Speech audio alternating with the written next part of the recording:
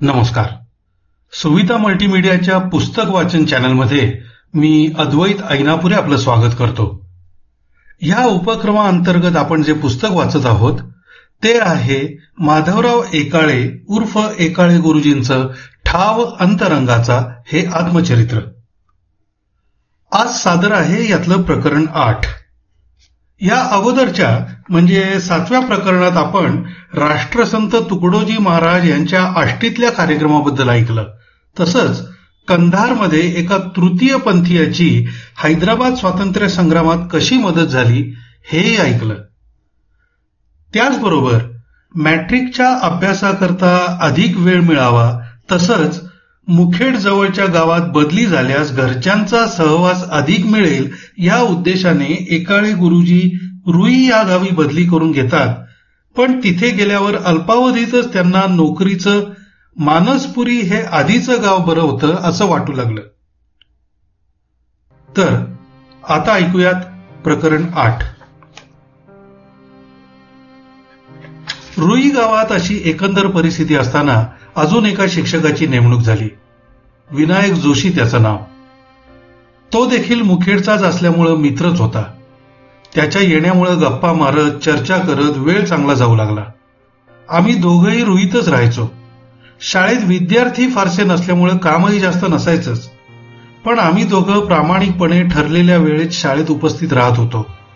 आठवड्याच्या शेवटी मुखेडला परत यायचा शिरस्ता पडला होता. शाळेच्या तसंच सरकारी कामांकरता कंधारला जावं लागत असे. पगारही तिथूनच आणायचो. मुखेडमध्ये त्या दिवसात तुकडोजी महाराजांचे मोजरी अमरावतीचे अनुयायी विठ्ठलराव कळसकर यांनी सामुदायिक प्रार्थनेचा सोहळा आयोजित केला होता. हरिनाम हे फुकाचे जप मानवा तू वाचे, तुटतील बंध सारे भवपाश या जीवाचे अशांसारख्या भजनांमुळे परमार्थाचा लळा लागू लागला.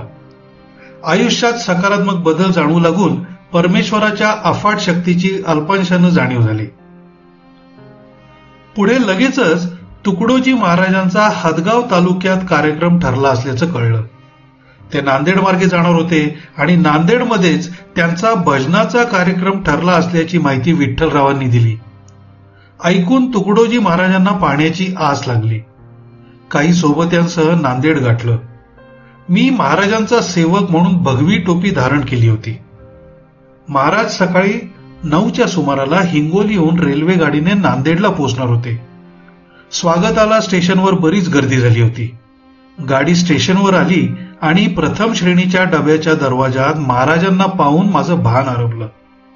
मला प्लॅटफॉर्मच्या खांबाचा आधार घ्यावा लागला.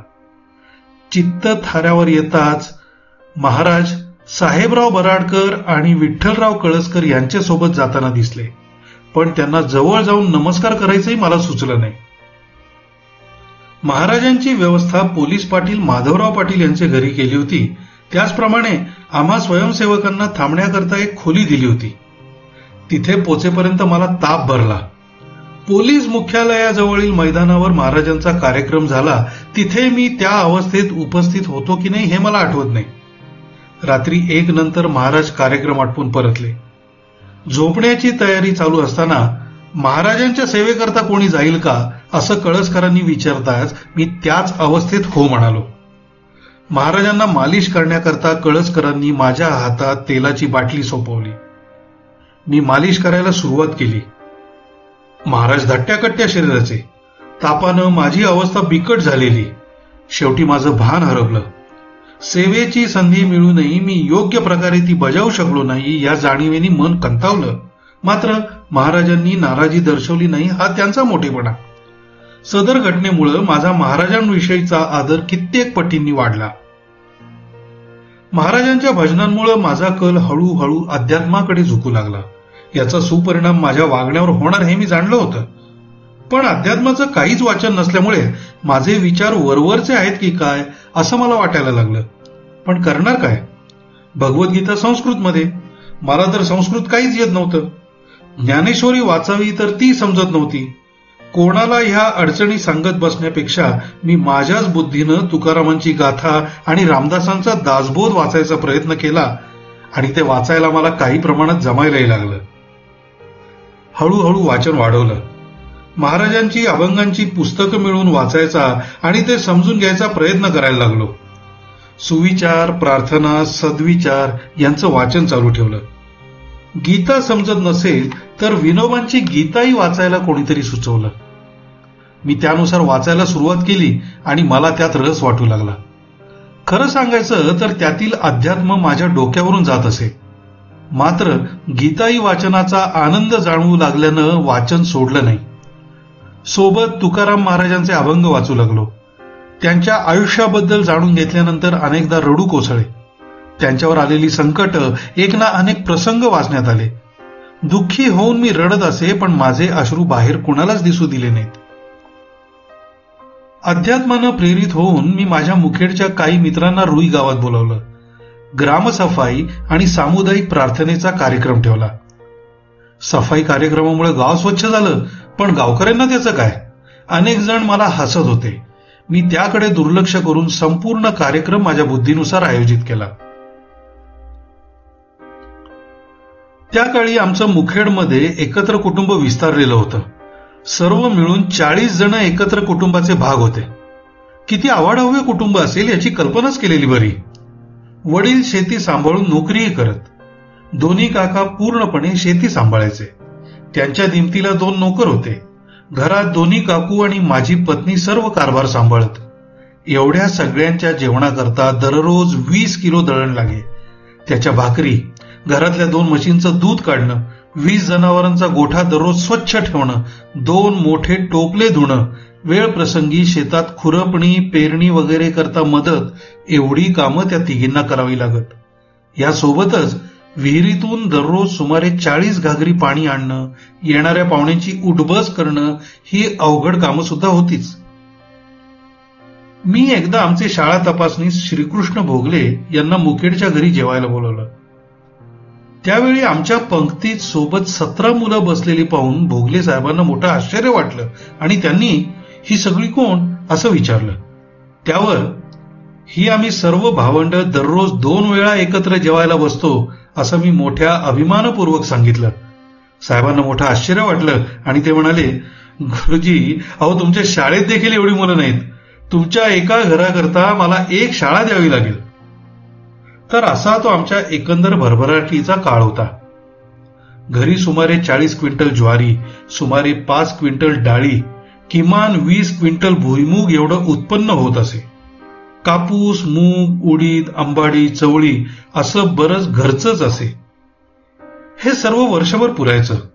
विकत घ्यावे लागणारे जिन्नस फार कमी असत. तांदूळ, मीठ, गहू वगैरे. उत्पन्नाचं साधन म्हणजे घरच्या 2 बैलगाड्या भाड्याने जात. त्याचं त्यावेळी भाडं त्या काळच्या मानाने खूप येई. घरातल्या सदस्यांच्या दुधातुपाची सोय व्हावी म्हणून 4 म्हशी होत्या, त्यामुळे रेलचेल होती. शेती कामाकरता 6 बैल ठेवण्या इतपत व्याप वाढलेला होता. अजूनही मी नोकरी करू नये असं माझ्या वडिलांना वाटत असे. त्यांचा एकच हेका, नोकरीत असा कितीचा पगार मिळणार?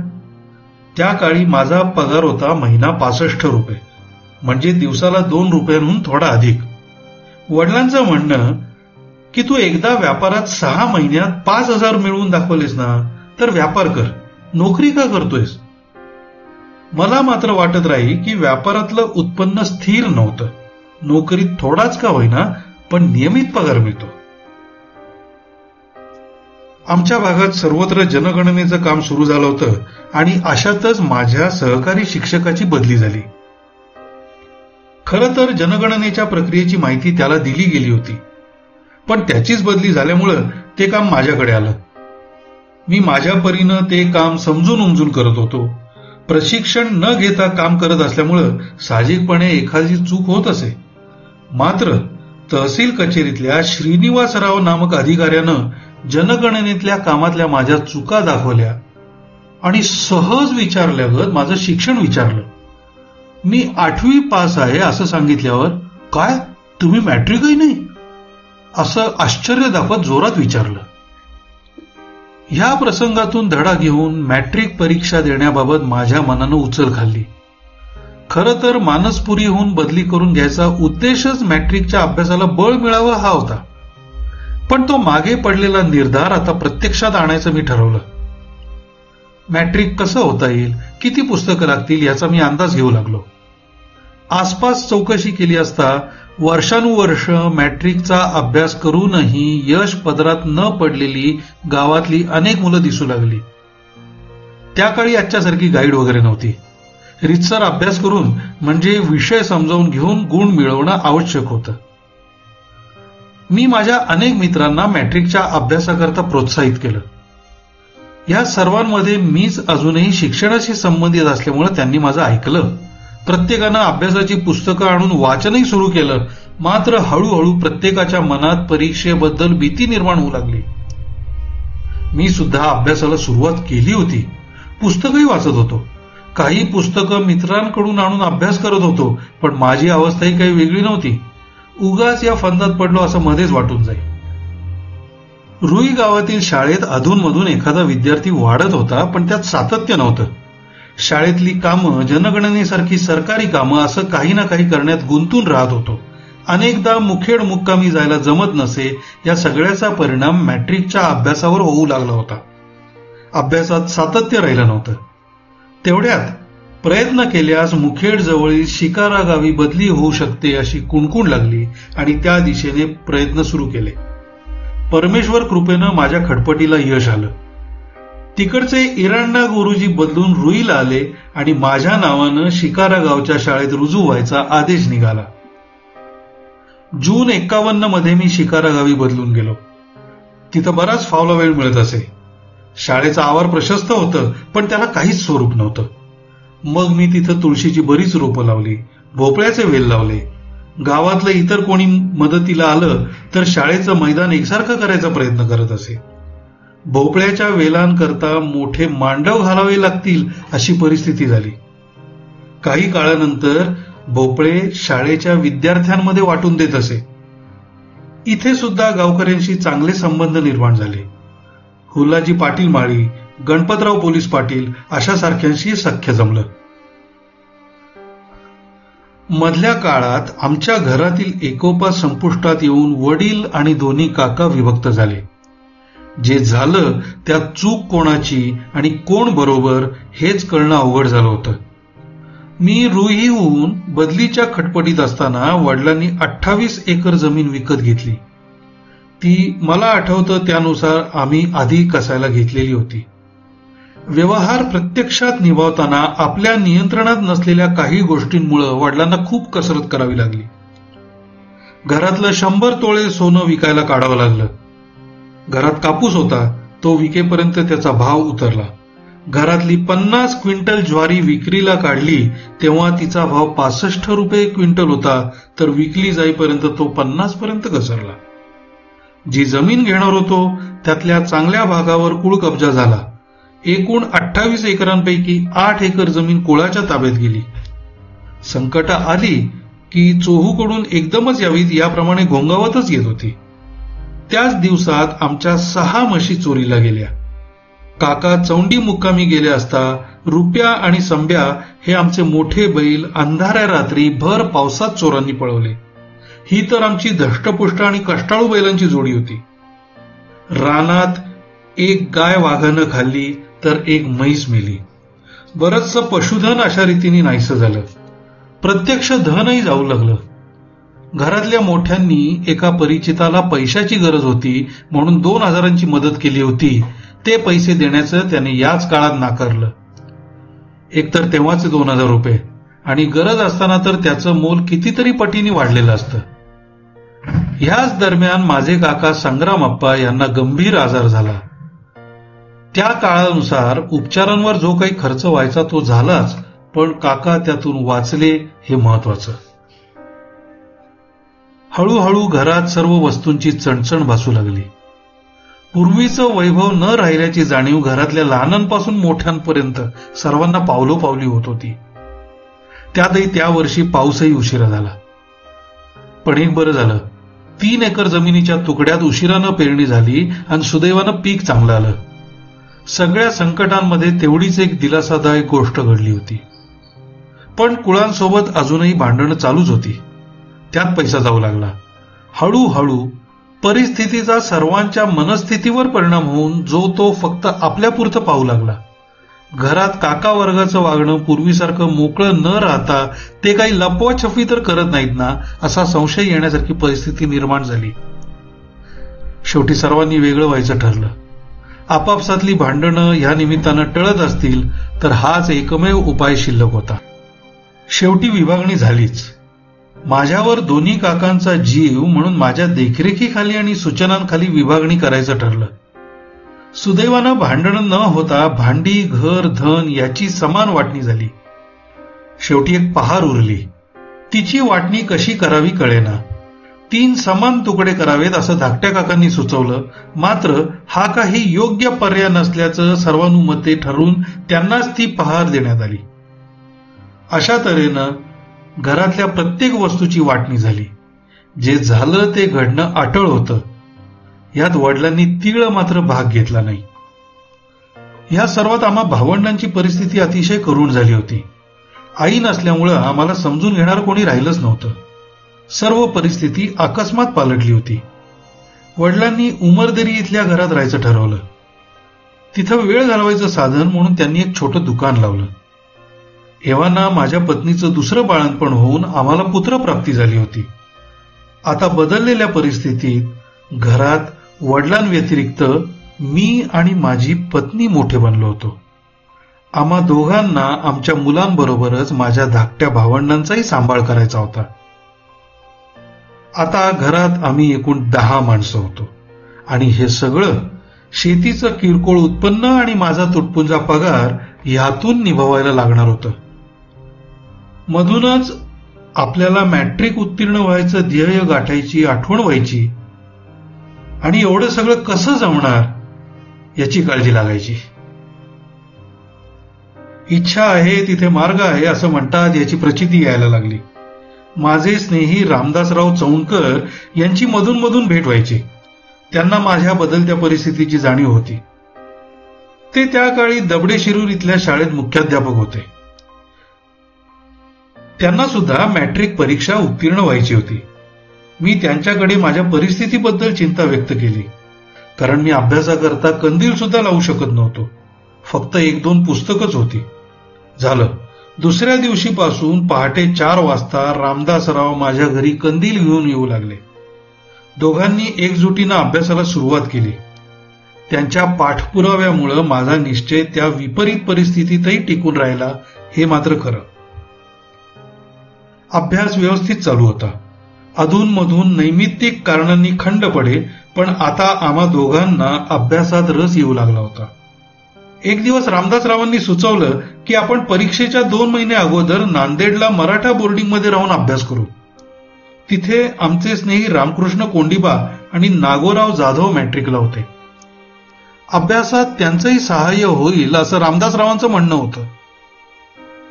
मला मात्र आर्थिक कारणांमुळे हे शक्य वाटेना. 2 महिने रजा घ्यायची तर पगार बुडणार, मग घरच्यांना खाऊ पिऊ कसं घालायचं. आर्थिक अडचणींमुळे मी नकार दिला आणि रामदासरावांना अनुमान न करता तिथं राहून अभ्यास करण्यास सुचवलं. थोडा अनिच्छेनंच ते रवाना झाले हे मला आठवतंय. मी परमेश्वरावर विश्वास ठेवून घरीच अभ्यासाला सुरुवात केली. शाळेचं काम वगैरे व्याप ध्यानी ठेवून उरलेल्या वेळाचा अभ्यासाकरता सदुपयोग करू लागलो. परीक्षा परभणी केंद्रावर दिली. रामदासरावांच्या ओळखीनं लिंगण्णा मास्तरांच्या शाळेत मुक्काम करता आल्यामुळे मोठी सोय झाली. रामदासरावही आले. आम्ही दोघं आणि अजून एक स्नेही श्रीनिवास सरगरे असे 3 मिळून अभ्यासाला अंतिम स्वरूप दिलं आणि नंतर वैयक्तिक अभ्यास केला. परीक्षा सुरू झाली. 2 पेपर झाले आणि इंग्रजीचा पेपर फुटल्यामुळं परीक्षा रद्द झाली. आम्हाला पुन्हा अभ्यासाला वेळ मिळाला. माझा धाकटा भाऊ विठ्ठल, जो नांदेडला मॅट्रिक करत होता, तोही आमच्याबरोबर अभ्यास करू लागला. पुन्हा अभ्यासाला वेळ मिळाल्यामुळं इंग्रजीचा पेपर फुटणं ही इष्टापत्तीच ठरली. सर्वांनी पेपर चांगले लिहिले. मला मात्र माझा गणिताचा अभ्यास पहिल्यापासूनच इतरांपेक्षा तोकडा असल्याचं जाणवत होतं. पेपरातही त्याची प्रचिती आली. इंग्रजीचा पेपर मात्र मी अतिशय व्यवस्थित आणि मन लावून लिहिला होता. परीक्षेकरता उर्दू हा ऐच्छिक विषय घेतला होता. शेवटी ज्या करता एवढे कष्ट उपसले त्याचं चीज झालं. मी मॅट्रिकची परीक्षा उत्तीर्ण झालो. मला सर्व विषयात माझ्या स्नेहांपेक्षा अधिक गुण मिळाले. खरं तर सर्व विषयात 50हून अधिक गुण मिळाले, पण मराठीमध्ये फक्त 35 गुण मिळाल्यामुळं एकूण सरासरी घसरली. मला सरासरी 49% एवढे गुण मिळाले होते. त्या काळात माझ्या शिक्षकी पेशाच्या दृष्टिकोनातून मी मॅट्रिक होणं महत्वाचं होतं. त्या काळी शिक्षकी पेशात मॅट्रिक उत्तीर्ण माणसं कमी असल्यामुळं मला आपण काहीतरी वेगळं केल्याचा आनंद वाटू लागला. रामदासरावांनाही बऱ्यापैकी गुण मिळून ते देखील मॅट्रिक उत्तीर्ण झाले. मॅट्रिक झाल्याच्या आनंदात आम्ही दोघांनी मिळून परिचितांना अल्पोपहाराकरता बोलावलं. आनंद व्यक्त करायची ही कल्पना खूप जणांना आवडली. मी मॅट्रिक झाल्याचं कळताच शिकारा गावातील परिचितांनी आनंद व्यक्त केला. मलाही शिरावरचं ओझं उतरल्यामुळं मोकळं झाल्यासारखं वाटून काम करण्यात उत्साह येऊ लागला. त्या उत्साहात मी शाळेत एक कार्यक्रम केला. त्यावेळचे तहसीलदार हणमंतराव यांच्या अध्यक्षतेखाली हा कार्यक्रम सादर केला. मुखेडच्या शाळांमधल्या सगळ्या स्टाफला आमंत्रण दिलं. मुलांच्या विविध शारीरिक कसरतीचे कार्यक्रम ठेवले होते. लहान मुलांनी कवायती, पिरामिडचे आकार वगैरे करून दाखवत सुमारे 2 तास उपस्थित पाहुण्यांचं मनोरंजन केलं. कार्यक्रमानंतर पाहुण्यांच्या जेवणाचीही व्यवस्था केली होती. या कार्यक्रमाचं कौतुक पुढे बराच काळ झालं. त्यावेळच्या शिक्षण अधिकाऱ्यांनी मला हायस्कुलात घेण्याचा प्रस्ताव आपल्या वरिष्ठांकडे पाठवला. माझ्या नोकरीच्या ठिकाणी मी समाधान अनुभवायला सुरुवात केली असताना घरच्या पातळीवर मात्र सगळा विसंवादच होता. मर्यादित आमदनीत घरातल्या अनेकांची पोटं भरायची असल्यामुळं सतत तंगीचं वातावरण असे. पडत्या काळाशी जुळवून घेणं वडिलांना अवघड जाई. या परिस्थितीत शब्दानं शब्द वाढू नये याकरता मी प्रयत्न करत असे. त्या वर्षी नापिकी होऊन ज्वारी वगैरेचं पीक न घेता आल्यामुळं घरची परिस्थिती अजूनच गंभीर बनली. त्या काळात सरकार तांबडी ज्वारी विकत होती. ही ज्वारी सरकारनं अमेरिकेहून आयात केली होती. अशी ज्वारी खाणं आणि पचवणं अवघड होतं, पण नाईलाज होता. घरी सर्वांकरता पोटभर अन्न तर पाहिजे ना. मग पत्नी वडिलांकरता चांगल्या भाकऱ्या बनवायची आणि आमच्याकरता ज्वारीच्या कण्या भिजवत असे. मुलं मात्र कण्या खाव्याशा वाटत नाही असं रडत सांगत. आम्हा उभयंतांना वाईट वाटे, पण करणार काय. जे मिळत आहे त्यात आनंद मानायला मुलांना शिकवत होतो, पण दुसरीकडे मुलांना भाकरी बरोबर आपण दूध किंवा दही देखील देऊ शकत नाही या विचाराने खंतावतही होतो. तेवढ्यात एक दिलासादायक गोष्ट घडली. परमेश्वर आमची काळजी घेत होता याची खात्री पटली. वडील जिथे नोकरी करत तिथे हनुमंत कोडगिरे नावाचे गृहस्थ होते. त्यांच्याकडे एक म्हैस होती. काही कारणाने ती त्यांना अशुभ वाटत असे. ती म्हैस विकावी असं त्यांच्या मनानं घेतलं. त्याकरता त्यांनी मला विचारलं. मी सारासार विचार करून शुभ अशुभ अशावर विश्वास न ठेवता 140 रुपयात सौदा ठरवला. म्हैस दारात आल्यामुळं मुलांची एक वेळच्या दुधाची तरी सोय झाली. उरलेल्या दुधाची विक्री करू लागलो. वडिलांची नाराजी थोडी कमी झाली. घरातल्या वातावरणात थोडा बदल घडून आम्हा उभयंतांना आणि मुलांनाही हुरूप आला. शाळेत माझ्या पगाराची श्रेणी 65-115 अशी वाढली. अशा काही 1-2 चांगल्या गोष्टी घडल्या. सप्टेंबर 53 मध्ये माझी बदली बिलोली तालुक्यातील कुंटूर गावी झाली. तपासणी अधिकारी श्रीकृष्ण भोगले यांनी माझं नाव इथल्या शाळेकरता सुचवलं होतं असं मला नंतर कळलं. ह्यावेळी मी सर्वात आधी घर भाड्याने घेतलं, कारण आता माझं कुटुंबही माझ्यासोबत मुक्काम करणार होतं. नोकरीनिमित्तानं मी आजवर जिथे जिथे राहिलो तिथे माझ्या खोल्यांची अवस्था एकटाच राहत असल्यामुळं केवळ निवारा अशीच असायची. पण आता मला नव्या गावात संसार थाटायचा असल्यामुळं व्यवस्थित खोली घेणं भाग होतं. गावच्या पोलीस पाटलांच्या वाड्याजवळील एका घरात महिना 4 रुपये भाड्यानं एक प्रशस्त खोली पसंत पडली आणि ती लगोलग घेतली. मला तेव्हा 2 अपत्य, रुक्मिणी आणि मोहन. मोहन अंगानं सुदृढ आणि गोंडस दिसे. घर मालकीणबाईंचा तो अगदी आवडता झाला होता. त्या त्याचं सगळं करायच्या. अगदी सख्ख्या मुलाला कोण माया लावेल एवढी त्या त्याच्यावर माया करत होत्या. माझे वडील भावंडांकडे लक्ष देत नसल्यामुळं त्यांची काळजी मीच घेत होतो.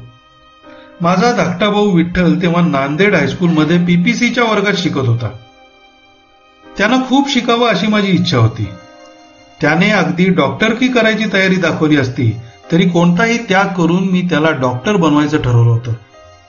माझा मित्र व्यंकट पेडेकर, जो त्याला हुसा येथील शाळेत शिक्षक होता, तो भेटला की मी माझी इच्छा त्याला नेहमी बोलून दाखवत असे. दुर्दैवाने माझं हे स्वप्न कधीच पूर्ण झालं नाही. एकदा मला हुस्सा गावातल्या शाळेच्या 4थ्या इयत्तेच्या वर्गाच्या उद्घाटनाच्या कार्यक्रमाला बोलावलं होतं. तेव्हाचा एक प्रसंग माझ्या अजूनही लक्षात आहे. उद्घाटनाच्या कार्यक्रमानंतर पोलीस पाटलांच्या घरी आम्ही बरेच जण गप्पा मारत बसलो होतो. एकदमच तुळईवरून एक साप पाटलांच्या अंगावर पडला. मला तर क्षणभर काही कळलंच नाही. पाटलांनी साप झटकला खरा, पण उपस्थितांची गडबड उडाली. काही क्षण गोंधळ माजला.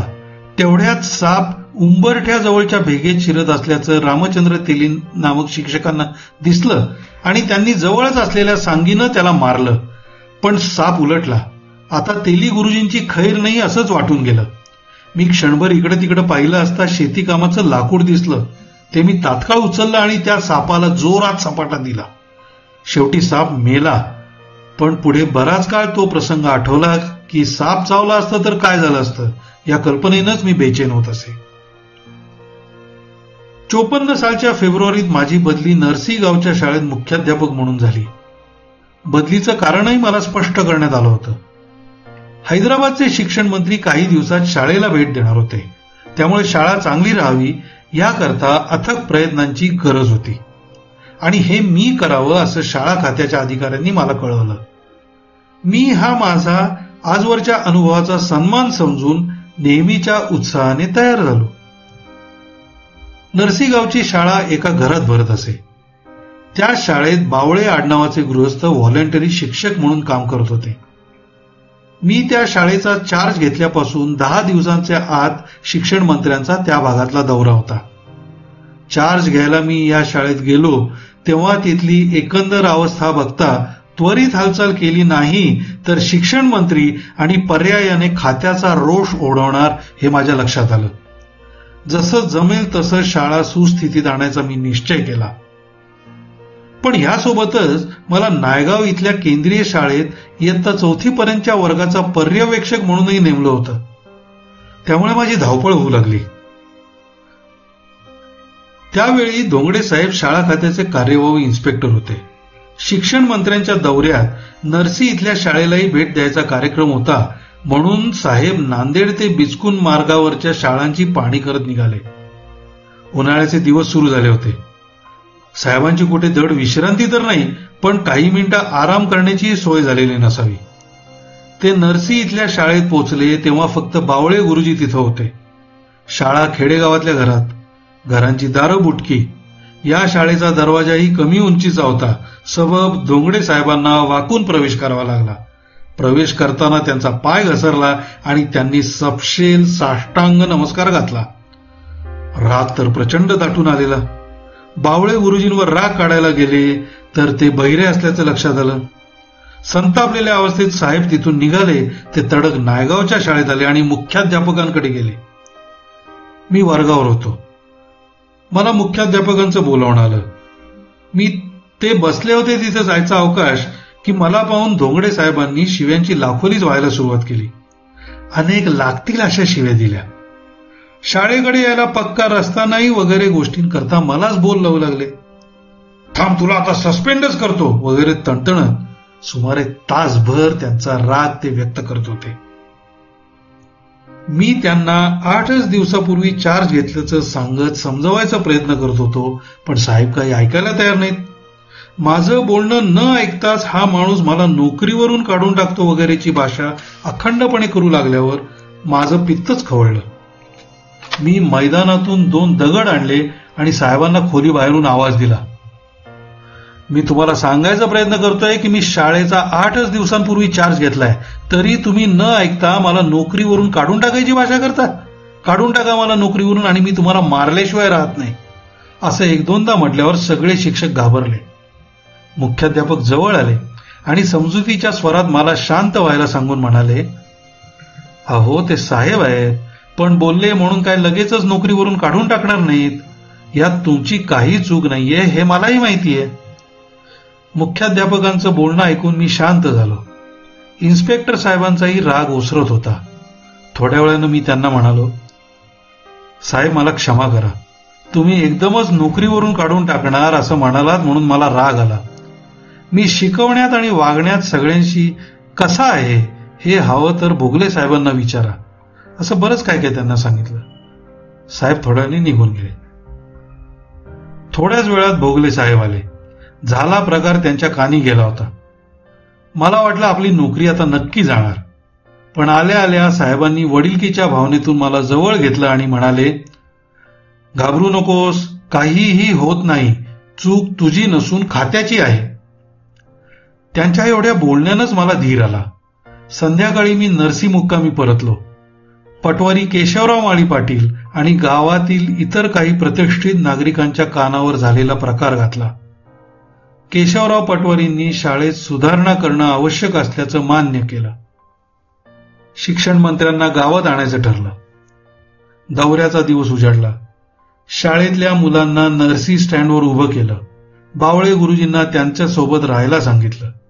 शिक्षण मंत्र्यांना शाळेत चलण्याचा आग्रह करणार तेवढ्यात धोंगडे साहेब माझ्याजवळ आले आणि असं न करण्याबद्दल विनंती करू लागले. पण मी काय करू शकणार होतो. शेवटी पाटील पटवारी यांना बोलवून घेतलं आणि त्यांच्यासमोर शाळेची सुधारणा होईल असं कबूल करून घेतलं. संकट थोडक्यात निभावलं म्हणून शिक्षण मंत्री गेल्यावर धोंगडे साहेबांनी सर्वांचे आभार मानले. धन्यवाद.